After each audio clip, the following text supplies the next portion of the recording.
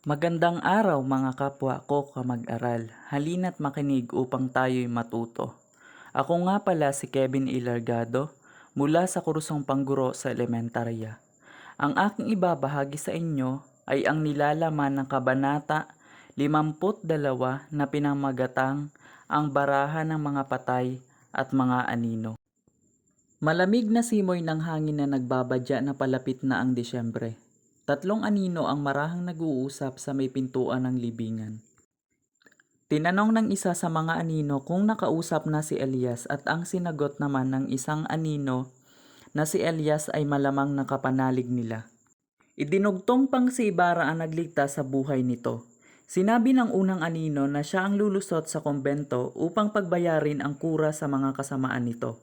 Sasalakayin naman ng ikalawang anino ang kwartel kasama ang 5 katao. Sa gabi ang gagawing pagsalakay, sabay ang sigaw ng, "Biba Don Crisostomo!" Naglaho sa likod ng mga pader ang tatlong anino. Ang bagong dating ay nagkubli sa may pinto at matahimik na naghihintay.